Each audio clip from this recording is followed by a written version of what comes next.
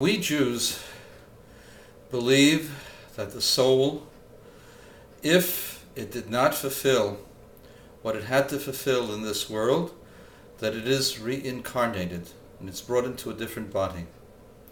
And there are different ways in which the soul is reincarnated, because there are essentially three levels of the soul that have to be corrected. The first level is through the performance of the commandments of God. That is called the level of the nefesh. And as long as the soul has not fulfilled all of the commandments, the soul gets brought down until it does so. If the soul has proven to be too weak to do so by itself, the soul is brought together with another soul as a partner. Souls are paired. And that's called a complex incarnation.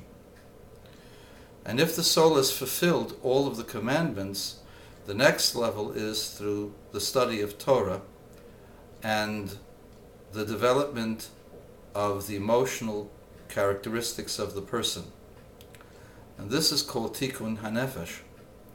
And when the person fulfills all that is necessary for tikkun haruach, the level called ruach, when he's studied all of the commandments of the Torah, and the person does them and has the proper understanding how to do the mitzvahs and does so with the proper enthusiasm and proper purportment and is a master of his emotions, then the person is completed the level of ruach and reaches the third level, which is called the level of neshama, which is the level of the secrets of the Torah, the Kabbalah. Understanding the reasons for the commandments, understanding godliness. And this is the third level, and the person has to come back until he fulfills and completes this third level. And the person can come back in different forms. Either the person comes back complete by himself, or the person comes back as a complex soul, or the person can come back as an impregnated soul on a living person. Let's say the person only needs one mitzvah to do and did not fulfill that mitzvah. It's possible that that soul gets impregnated in the soul of a person who's living today, who's doing that particular mitzvah in order to do the mitzvah together, so that they both get the reward for that particular commandment or that particular concept.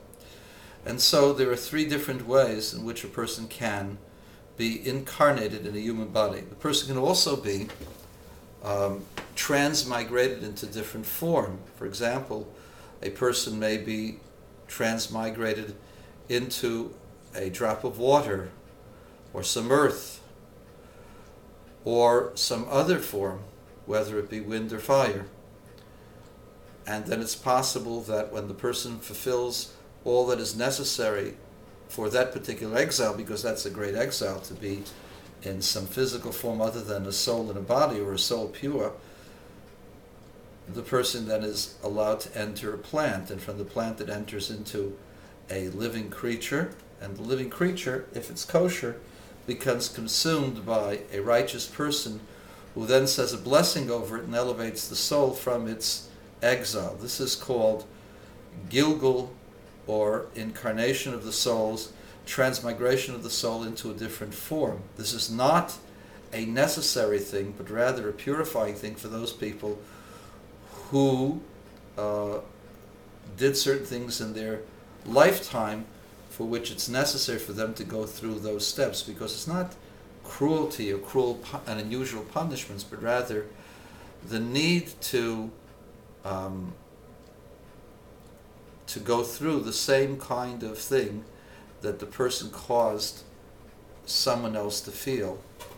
And so different people have different results. If a person was involved in gossip and slander and slanderized other people and made other people feel uncomfortable and harmed them through his words, then it is said that it is possible such a person would become incarnated into a stone, which is lifeless, and it is the lowest form of inanimate life in the universe. And the reason for that is that the person was talking, and the person was articulating, making himself alive at the benefit of someone else. And so the punishment would be a reduction of one's life, an inability to speak, to remain silent, because you can't make a noise if you're not moving. Even water moves, even water rustles, wind rustles, fire crackles. It makes some kind of noise, but a stone makes no noise at all unless it's thrown down. And so the purpose of that is to teach the person that it would have been better to be silent rather than to injure someone else.